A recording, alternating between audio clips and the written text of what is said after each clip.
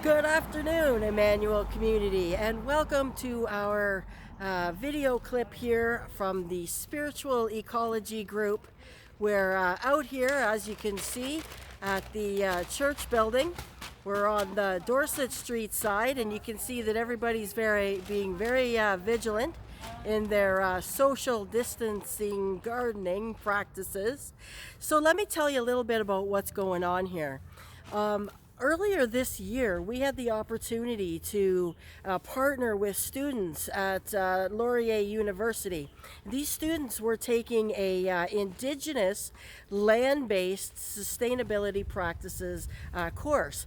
And as a part of that course, we were invited to have them assess our land here, the land beside the church on Dorset Street, to create a food forest. And so they created a design for us, and today we're implementing the first steps of that design. So the first steps of that design was to create what is called swales. Now, if you're anything like me, you had no idea what a swale was, but thank God for these gardening enthusiasts, these spiritual ecology gurus, and land-based, for centuries, indigenous land-based practices. So these are the practices that are being used, and these swales are actually trenches. Let me just show you what this looks like here. So what's going to happen is the water is going to come from the downspout over there. It will run, and then it will get, oh, that trench, there's one trench that it's over, been filled in now, but here's another one. And so what will happen is these trenches then will catch the water, and they'll hold the water so that this area doesn't get dried out. So we also have Carolyn over there. She was bringing in the sheaves there a while ago, so she's cut down all this old grasses, doing a general cleanup here as well. So I'm going to take you around to the other side. Nabuki, maybe if you come with me, we're going to go around to the other side and show you our community garden. And this is speaks to some of the spiritual practices as well. I'll tell you about as we go over there. We here at Emmanuel United Church Waterloo Wayside host a community called Bridgeport Cafe, in which we provide meals for anyone actually who's just looking for community. And so we grow some of our own fruits and vegetables along the side here. Oh, there's Linda. Wave, Linda. Say hi. Linda's doing some general cleanup here along the front. Thank you, Linda. So we grow our own fruits and vegetables up here, at least some in part, and then we make some very delicious meals that we enjoy and break bread together in community. And then some of those food scraps, or all the food scraps, will then come out and become compost for the garden, creating a reciprocal process. So let's have a look at what's going on over here.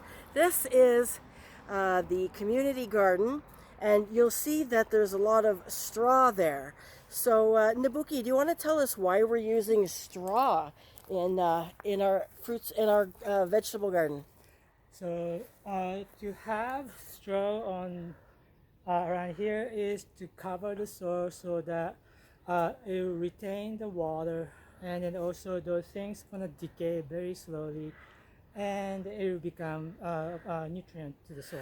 Oh wow, so okay, I didn't know that. So when you put the straw on, it holds the moisture in, and then it also causes a slow decay so that the decay becomes nutrients. And what's in the bucket here?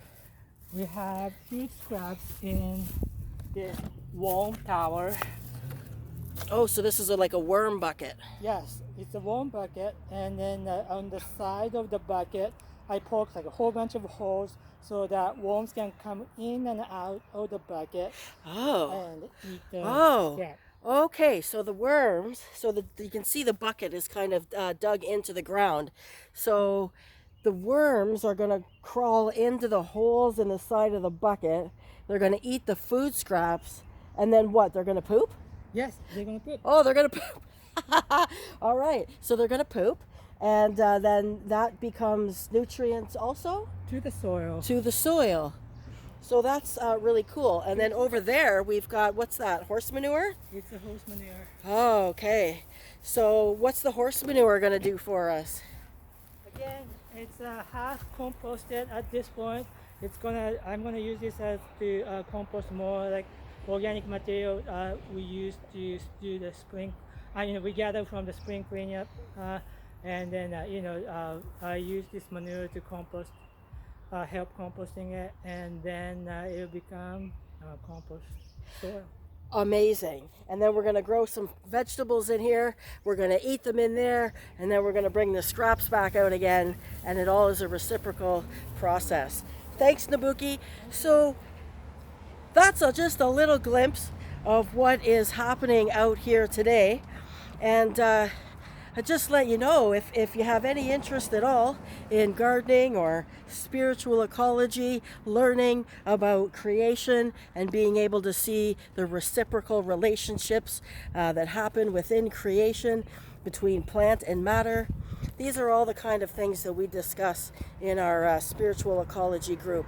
And let me tell you, you don't need to know much about gardening or spiritual ecology at all to join our group. In fact, I know nothing, and I'm learning so much from the gardening gurus here in the congregation of Emmanuel United Church.